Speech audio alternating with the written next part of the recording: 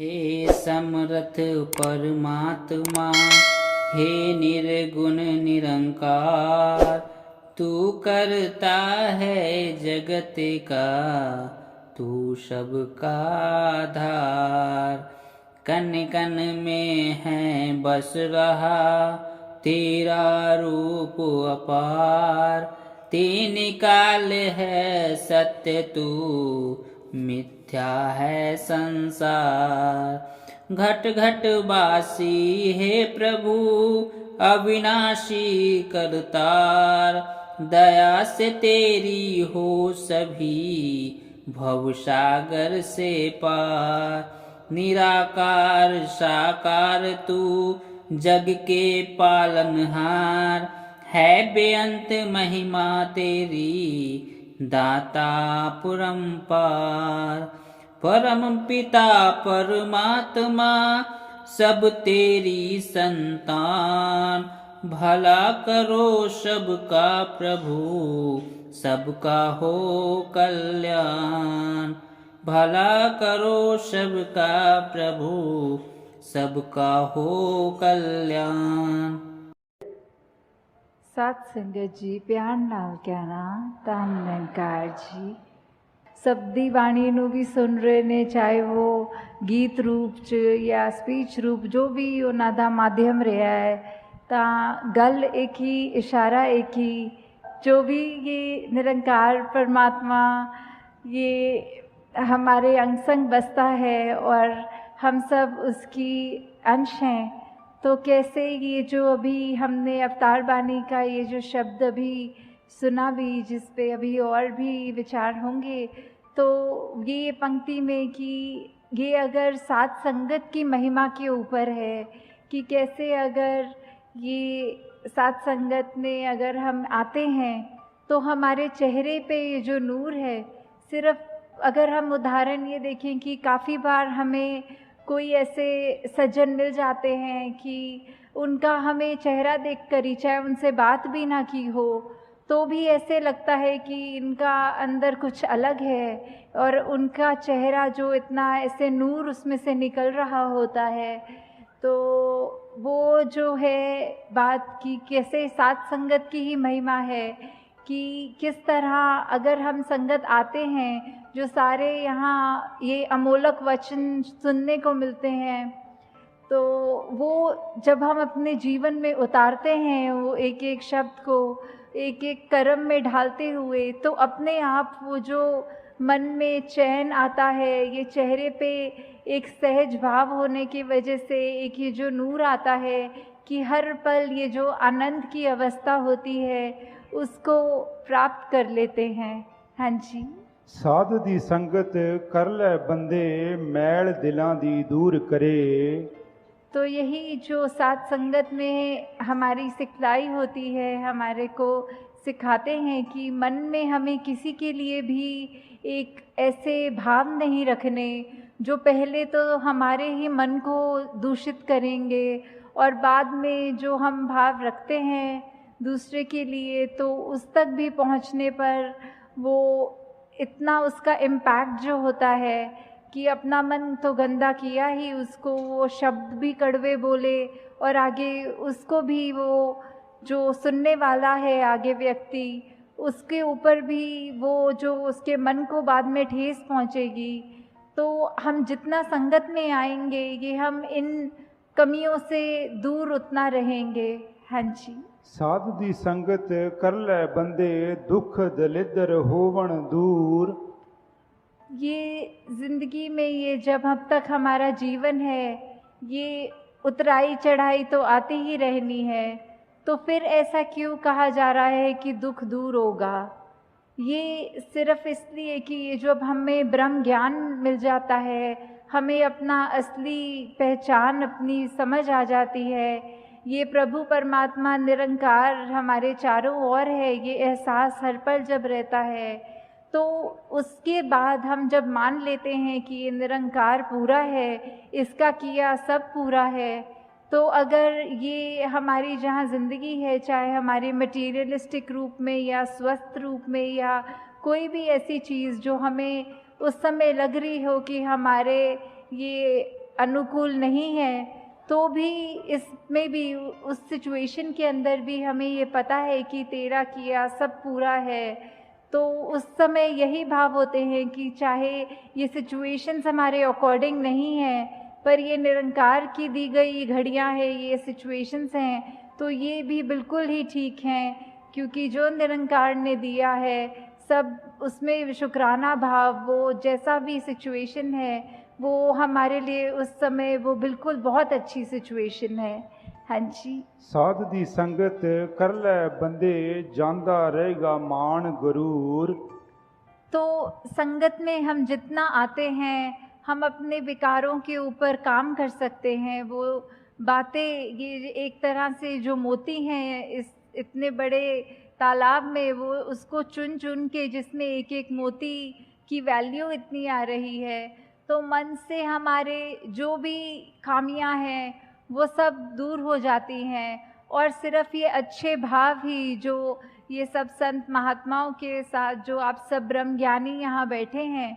तो किस तरह वही भाव हैं जो ज़िंदगी को तब्दील कर सकते हैं। जहाँ मन में हमेशा प्यार और ऐसी अच्छी भावनाएं होनी चाहिए और बिल्कुल भी ये गुरूर और उस तरह की खामियां नहीं होनी चाहिए। तो ये सब हमें फिर सत्संग की इम्पोर्टेंस के ऊपर ही दर्शाते हुए कि ये सब भी फ़ायदे हमारे तब तक जीवन में हैं जब तक हम सच्चे मन से सत्संग आके सत्संग को सत्संग की तरह करके, सिर्फ वो ना समझकर कि आए हैं और इतने से इतने बजे तक का अनाउंसमेंट है सत्संग का,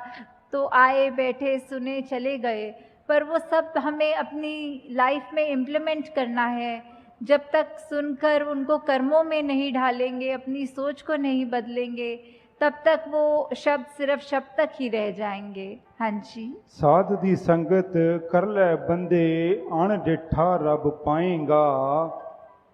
तो जब हम ये संतों के बीच में विचरण कर रहे हैं अपना ये संगत में,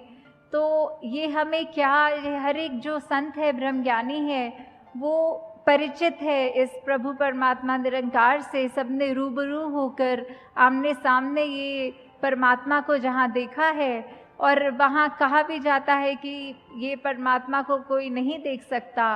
पर यहाँ इतने दावे से अवतार वाणी में ये अगर अंकित है कि ये अनडिठा दिखेगा, तो उसका मतलब क्या है कि हम जब तक अपने आप को सरेंडर नहीं करते, ये हमारी जिज्ञासा कि हमारी असली पहचान, हमारा मकसद, हम क्या इस जीवन में करने आए हैं और किस से आए हैं, किस में जाना है, जब तक वो अपना नहीं समझेंगे, सिर्फ ये शरीर तक ही में सीमित हो जाते हैं कि ये शरीर ही मैं है, पर ऐसा नहीं है। जो आत्मा है ये तो शरीर से बहुत ऊंची है, ये इसी परमात्मा का अंग है जो हमारे अंदर है। तो कैसे हमें ये ब्रह्म ज्ञानियों के संग करने से ये ज्ञान की दात अपनी झोली में भी मिल सकती है। हाँ जी। साध दी संगत कर ले बंदे फलदा फुलदा जाएगा। तो ये फलदा फुलदा का भाव जो होता है कि कैसे हम खुशी हर समय की वो ले सकते हैं कि अगर कुछ ऐसा भी है जो हमारे को ठीक नहीं लग रहा, हमारा मन परेशान होने की बजाय उस घड़ियों में भी कैसे खुशी ढूंढे। तो ये सब तभी है जब हमारे मन में वो कामनेस होगी, हमारे मन में ये सिर्फ अपने आप को सेल्फ फोकस्ड रख के कि हमने सत्संग आना है, अपना सुधार करना है, दूसरों की कमियों पे उंगली नहीं, उनकी कमी नहीं देखनी, बल्कि अपने आप को देखना है। तो ये हम तब तक ही प्रफुल्लित होंगे जब तक हम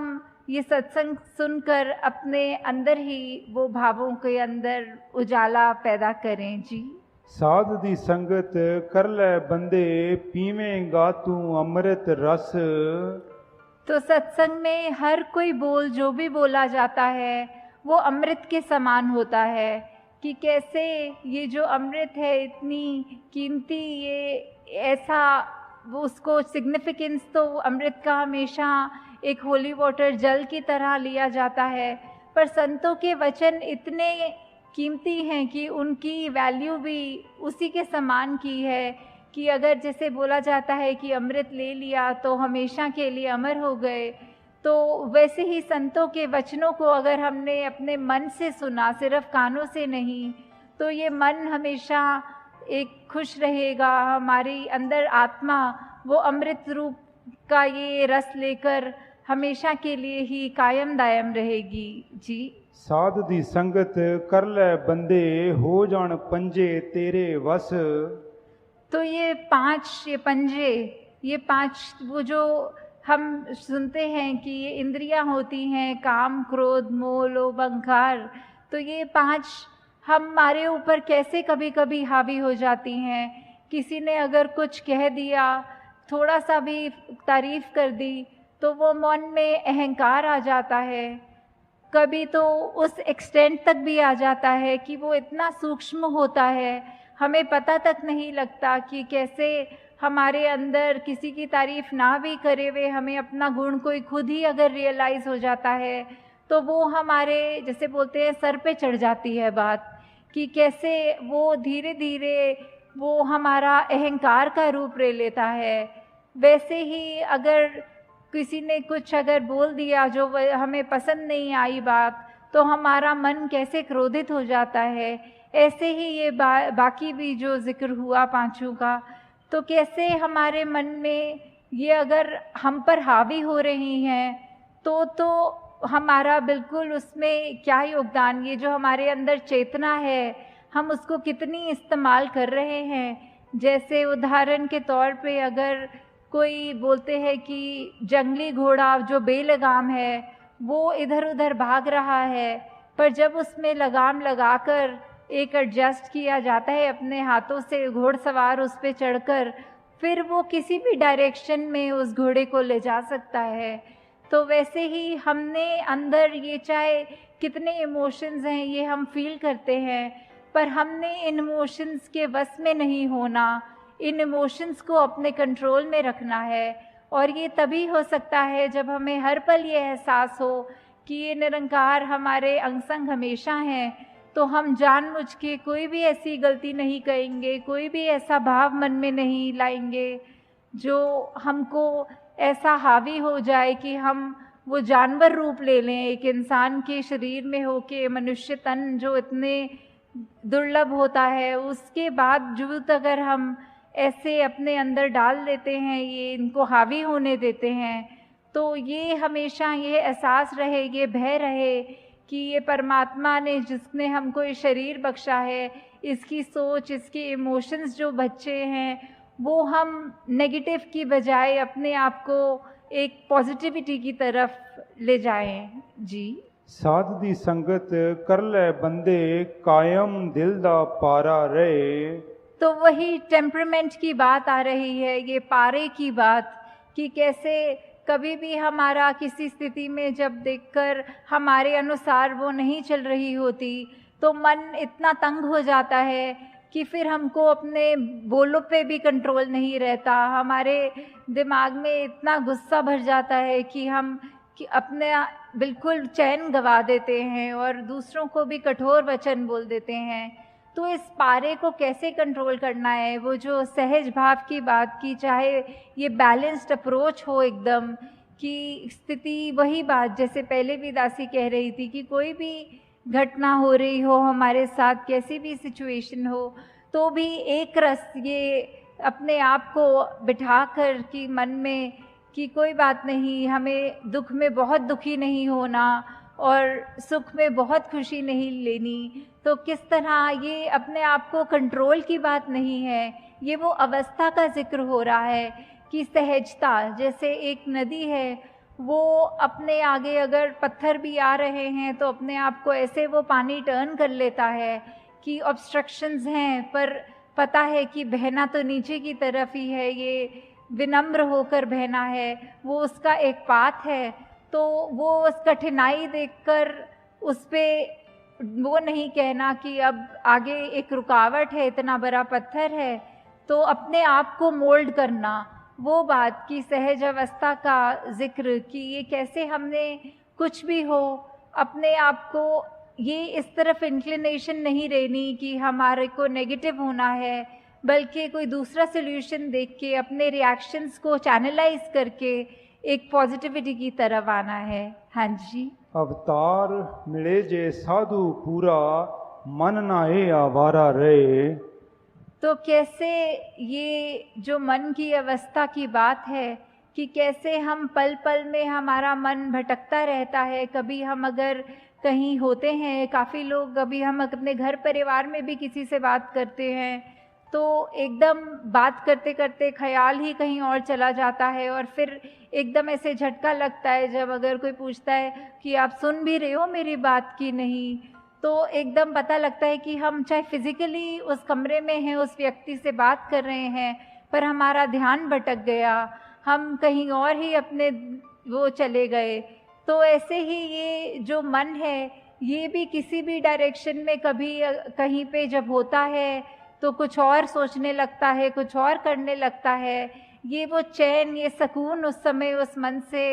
वो गायब होता है। तो कैसे सत्संग के माध्यम से ये साधु का जो संग है, आप सब महात्मा जो इतने उस कोटि के हैं उच्च, तो ये निरंकार सबके अंदर जहाँ बस रहा है, जब हम जितने ज़्यादा इंटरैक्शंस अपने, जैसे बोलते हैं संगत का असर, ये संगत से हमने ग्रहण करनी है पॉजिटिविटी, और वहीं से हमने अपने मन को भी काबू में रखना है। क्योंकि जब तक हम अपने मन पे काबू रख रहे हैं, अपने सोच विचार को ठीक रख रहे हैं, तभी हमारे आत्मा पे भी उसका वही इम्पैक्ट आना है। तो हमने अपने मन को उस तरह कभी आवारा नहीं होने देना, और इस तरह के अपने आप को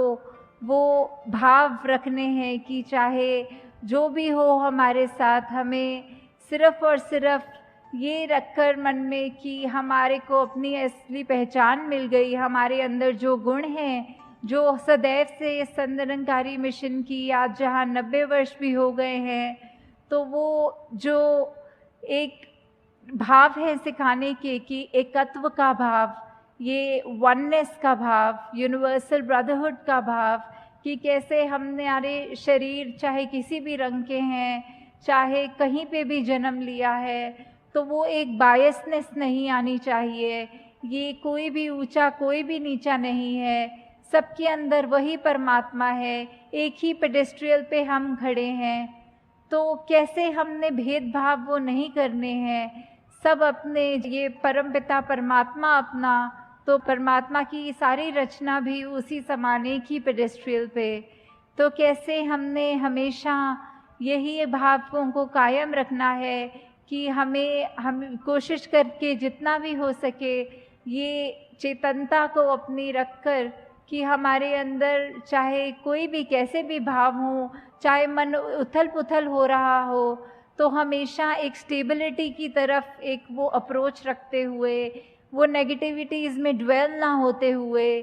सिर्फ और सिर्फ यही देखकर कि हम जितने the more we are like God as much as we can be, जितने गॉडलीनेस अपने अंदर अपनाएं, जो गुण इस प्रभु परमात्मा के हैं, जो वही गुण हम अपने अंदर जितने भर सकें, बिकॉज़ वो बात वही आती है कि हम एक स्पिरिचुअल बीइंग्स हैं जो एक ह्यूमनली एक्सपीरियंस ले रहे हैं। तो सिर्फ ये शरीर के अंदर आके भ्रमित हो गया ये आत्मा भी कि सिर्फ शरीर तक ही ये कायम है, जबकि उसकी असली पहचान तो बहुत ही एलिवेटेड है। शरीर ने तो एक दिन ख़त्म हो जाना है, पर ये आत्मा का अपने परमात्मा से जो मिलन होता है, ये हमको इस दुनिया में रहते रहते करना है। चाहे अपनी जिम्मेवारियाँ ये आए हैं जब इस मनुष्य तन को लेकर, तो उसमें गृहस्थ भी है, उसमें कामकाज भी है, उसमें और भी जो भी जिम्मेवारियां हैं उनको तो करना ही है, रिस्पॉन्सिबिलिटीज़ से पीछे नहीं होना। पर साथ ही साथ ये याद रखना है कि हमारी प्रायोरिटी क्या है, ये हमने जन्म क्यों लिया है, हमने अपनी आत्मा को रिफाइन करना है। ठीक है, शरीर का जहाँ ध्यान रखना है वो तो रखना ही है कि ये परमात्मा ने जो शरीर हमको बख्शा है, तो वो चाहे एक्सरसाइज का फॉर्म करे या जैसे भी, कि हमें अपने उस तन को जितना एक्टिव रखेंगे उतना ही हम वो जस्टिस कर पाएंगे कि ये हमको मिला है बीमारियों से दूर रह के। फिर भी असल बात ये है कि आत्मा का ही ये सारा खेल है। तन ने तो एक दिन ख़त्म हो जाना है, पर जब तक हमारा ये लाइफ स्पैन है, हम क्या कर रहे हैं उस तन के साथ? क्या हम, अगर कोई कष्ट है, हम अपनी सोच विचार कैसे रख रहे हैं? ठीक है, एक रिस्पॉन्सिबिलिटी अपने शरीर की तरफ कहती है कि डॉक्टर पे चले जाओ, अपनी मेडिकेशन कराओ, पर अगर उसके बाद भी ये तकलीफ़ जारी रहती है, या फिर कभी ऐसे धन की बात भी आती है कि आर्थिक वो इतनी स्टेट ठीक नहीं हो, तो भी हम अपनी मेहनत से वो गुरेज ना करें, हम मेहनत पूरी करें, डॉक्टरों पे जाएं, पर फिर भी अगर हमारा कष्ट दूर नहीं है तो उसमें हमें ये शिकवा बिल्कुल नहीं करना निरंकार से, परमात्मा से, कि हमको क्यों ऐसा कष्ट मिला, हमने ऐसा क्या किया। वो हमें शिकवा नहीं करना, सिर्फ शुक्राना करना है कि दातार, हो सकता है हमारी तबीयत और बिगड़ सकती थी, पर शुक्र है सिर्फ इस छोटे में ये तकलीफ़ काट रहे हो, इसी में ही शरीर का गुजारा हो रहा है। तो वही बात, अपने मन को भी उस तरह काबू रखना कि चाहे हम अपनी कोई खामी देखें भी तो अपने आप को इतना ना कोस लें कि एक वो डिप्रेस स्टेट में ले आएं कि हमारे अंदर तो बहुत कमियां हैं, पर वो अप्रोच रख के कि हाँ, अगर हमें समझ आ गया है कि हमें अपने लाइफ के कितने एस्पेक्ट्स पे कहाँ कहाँ काम करना है, तो धीरे धीरे एक एक गुण पकड़ के उसको अपनी ज़िंदगी में उतारें। तो दासी, आप सबका और ज़्यादा समय नहीं लेना चाहती कि सब दूर दूर से भी यात्रा करके आए हैं और घरों को भी जाना है, और अभी भी कितनी संगत है जो पंक्तियों में भी है, तो सत्संग का भी समय अब हो चुका है। तो दासी, आप सबसे यही एक कामना करते हुए, आशीर्वाद अपने लिए भी लेते हुए और सब संगत के लिए, कि ये निरंकार प्रभु परमात्मा से हमारा जो एक एहसास की बात है, कि ये फीलिंग कि we are always surrounded by Nirankar, this God almighty, which ever name we want to call it by, कि हम जिसमें भी आस्था रख रहे हों, उस नाम को भी अगर लें कि वो जो शक्ति है वो हमारे साथ अंग संग है, और वो संतों ने तो युगों युगों से, चाहे कोई भी युग रहा हो, हमसे क्या चाहा है, एक इंसान होने के, एक ह्यूमन वैल्यूज़ होने के, एक इंसानी गुण हमारे अंदर होने हैं। तो हमको अपने आप पे एक ये वॉच रखनी है, ये इंट्रोस्पेक्शन करते रहना है कि क्या हम उन ह्यूमन वैल्यूज़ पे चल रहे हैं, या फिर हमारा दिल और दिमाग हमें कहीं और लेके जा रहा है। तो दासी, आप सबका एंड में सिर्फ ये धन्यवाद करते हुए कि इतने इनकन्वीनियंस भी चाहे हुई होगी दूर दूर से आने में, तो भी आप सब ये समय निकाल के सत्संग को दे रहे हैं, जो उसी के साथ साथ सेवा और सुमिरन भी कर रहे हैं। तो दातार कृपा करे सभी पर कि चाहे ये जो भी तन मन धन सब परमात्मा का ही है, और वो उसी काम आए, दूसरी नेगेटिव काम किसी ना आए। तो इन्हीं शब्दों से दासी आप सबसे आज्ञा लेगी। साथ संगत जी, प्यार से कहना धन्यकार जी।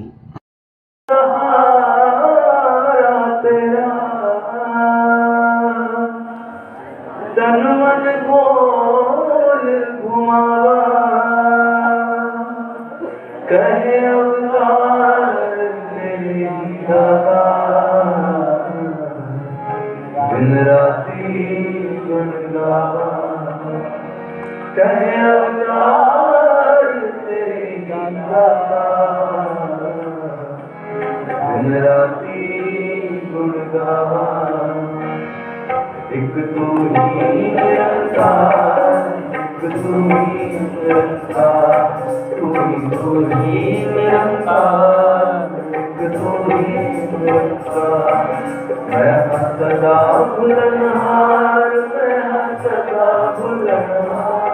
तू है दाता बख्शनहार, तू है दाता बख्शनहार। तेरे अवगुणा सीता, तेरे अवगुणा सीता, तू ही निरंकार, तू ही निरंकार।